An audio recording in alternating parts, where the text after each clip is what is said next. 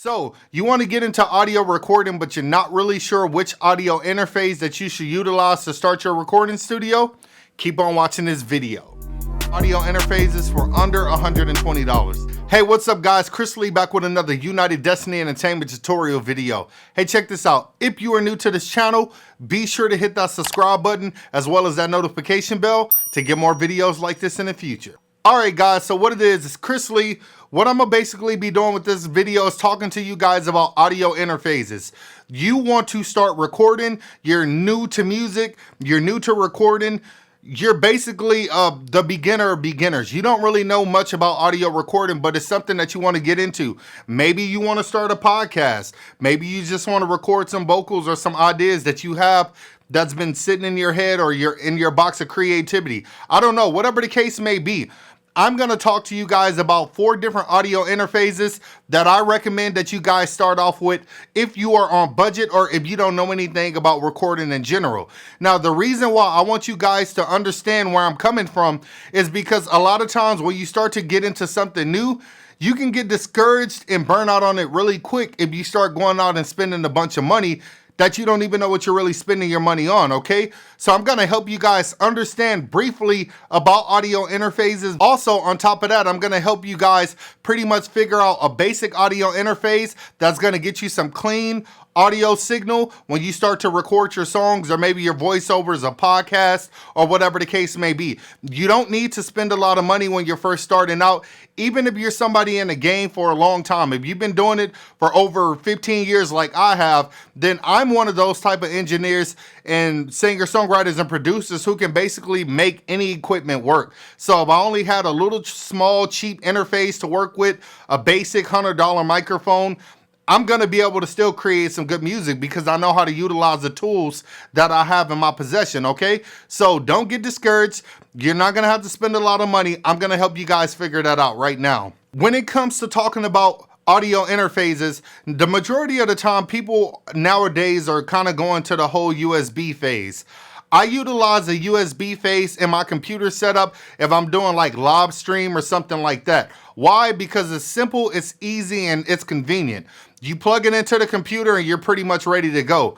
The problem with the USB microphones is a lot of times the quality isn't that great and you can't really have a lot of control over the levels or the gains of that microphone. Sometimes it's just not that good of a quality because there's no preamp or any type of, I guess you can say, gain level to adjust how well or how good that microphone sounds as a USB microphone. You pretty much plug a USB microphone into the computer and the computer either controls it or on the microphone you have a volume button up and down level that's kind of gonna control the level of that microphone. That's not really good if you want to record some nice clean vocals. Another problem that you can run into utilizing USB microphones simply is you may get a lot of signal interference from the computer. I've noticed with a lot of USB microphones that you tend to run into a lot of static or a lot of signal interference coming from different things, and there's always this annoying hum or hiss with the USB microphones that's not really usable for your recordings. The next problem that I tend to have with USB microphones is the latency. A lot of times you don't really have control over the latency because it's going straight into the computer. But with the audio interface, you can eliminate a lot of that latency and have a lot less with your recordings. That way, if you're doing a lot of your voiceovers or a lot of, maybe your narration over your videos, you won't have to have that annoying delay or latency in your vocals throwing you off when you record. The condenser microphone and the audio interface is gonna eliminate 99.9% of those problems, okay? Let's go ahead and quickly talk about the audio interface. This piece of gear is very important when it comes to recording. A lot of things that you have with this audio interface, if I could just break it down simply for people who don't really know or understand about audio in general, basically, if you have a condenser microphone or a dynamic microphone, it's gonna record that signal through this audio interface. Basically gonna take that analog signal and convert it to digital signal. It's gonna record through this thing into your recording DAW. Your recording DAW is your recording program, your recording software. Whether that's Pro Tools, Logic, FL Studio, Cubase, Studio One, Sonar, whichever recording software you tend to use, that's what it's gonna do. So it's gonna take the signal of your vocals that's coming from the microphone, pass it through this audio interface, and then it's going to record that into your recording program or recording software that you're utilizing. That's the best way that I can dumb it down for you guys. If you don't know anything about audio and you don't want to get too technical, that's what it's going to do. So you need the condenser microphone. It needs to connect to this audio interface, and your audio interface needs to connect to the back of your computer using USB. So in order to get the signal from your microphone to your audio interface, you're basically gonna need an XLR cable. So your XLR cable is gonna connect from your condenser microphone or your dynamic microphone to one of the inputs on your audio interface, okay? So in the process, once you do that, you plug it in USB to the computer, you're pretty much gonna be ready to go. If you have to install any software, go ahead and do it. One of my favorites that's $100 right now is the Audio Box. Now, how is this more beneficial than a USB microphone? Well, for a lot of reasons. The condenser microphone is gonna have a lot better quality than your USB microphone. Also, the levels is gonna be a lot hotter, so it's gonna come in a lot louder naturally once you plug this thing in, okay? But when you get your audio interface is gonna come with some of your inputs, and it's also gonna come with gain knobs or preamps on your interface that's gonna allow you basically to amplify the signal that you're getting from your condenser microphone. So if your levels are too low, you simply just turn up the knobs, input 1 or input 2 on a preamp, and it's gonna give you a louder signal on your recordings or your voiceovers or whatever the case may be. It also has monitoring as well. So if you decide to get a pair of studio monitors, you do the same thing. You go out and buy an inexpensive pair of studio monitors or whichever pair you want to utilize. You get 2 TRS to TRS cables and you plug them from the back of your studio monitors to the back of this audio interface, and you'll be able to hear whatever you record out of those studio monitors basically using this. So the audio interface is very important when it comes to recording and monitoring whatever you record. It also has 48 phantom power on there. That's 48V. Your 48 phantom power is basically going to be utilized to power up your condenser microphone. If you have a condenser microphone, you have to have phantom power engaged. That's the 48 plus V button on your audio interface. Now, I want to make this portion of the video very quick because I don't want to go into too much detail about trying to choose the best one. I'm just going to give you guys my opinion because they are pretty much all the same, okay? So first thing first, if you want to know number one for me, it's the Presonus Audio Box. I'm not going to make you wait to the end of the video to tell you that. Number one for me is the Presonus Audio Box, and here's why.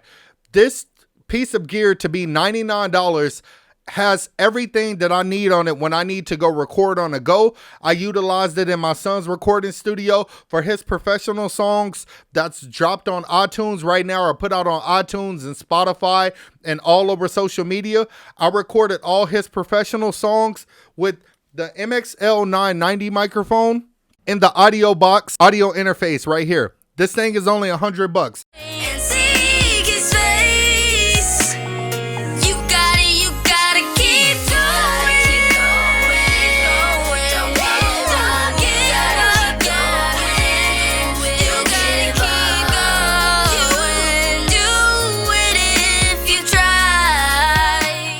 Now I'm gonna just go through quickly. This has 2 ins and 2 outs. The majority of all these, in fact, they're all gonna have 2 ins and 2 outs in the process. Okay, here's the positive that I love about this piece of gear. With this piece of gear, you're gonna be able to get 2 mic inputs. So 1 for mic, 1 for instruments. So if you wanna record vocals and say you wanna record like a guitar at the same time, you got 2 inputs for that, okay? Then you also got the 2 preamps that's gonna control the levels of those inputs on this microphone. So if you're using, say, like a dynamic microphone and your dynamic microphone isn't loud enough, then you would be able to utilize these preamps to crank the signal even more, since dynamic microphones are naturally a lot lower in signal, okay? But for condenser microphones, you have that 48 phantom power that I was telling you about. You always want to have that engaged and pushed in whenever you're utilizing a condenser microphone, so you can basically power that microphone. Okay, so then in the process, what I love about this one is the mixer here. So say if you're utilizing a software that don't really allow you to input monitoring, which means that don't allow you to really to hear yourself while you're recording at the same time. This knob here is going to allow you to do that. This knob here, so if you turn it to the left on input, you're going to be able to hear whatever you record into these mic inputs in your headphones.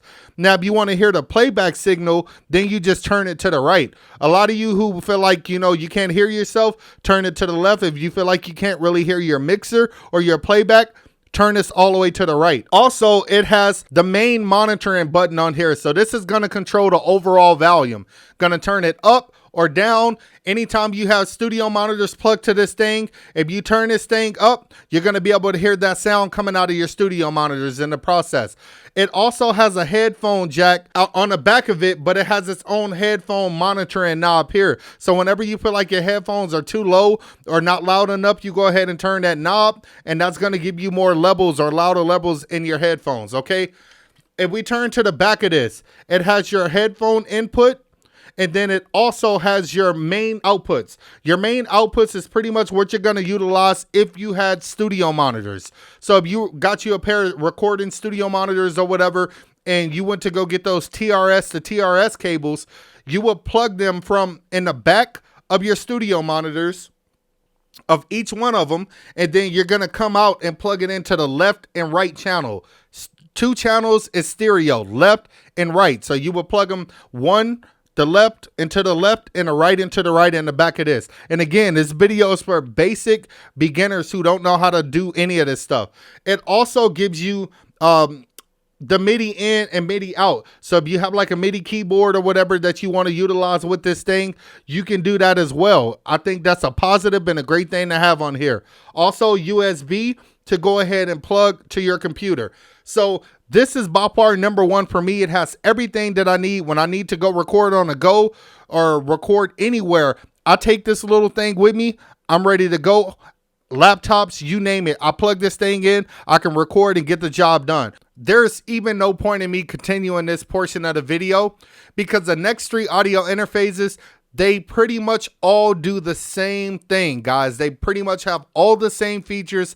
They all sound just as good. I could go through and break down and say, well, you should get this one or get that one because it's so much more different and has this and it has that. The truth is they don't really sound different. Number 2, in my opinion, happens to be the M Audio.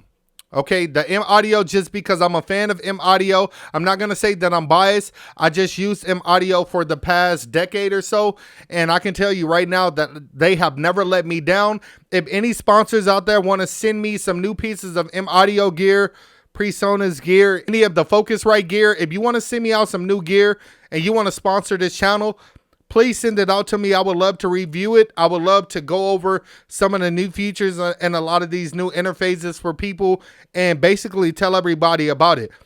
I personally have all these, or I have used all these in my studio.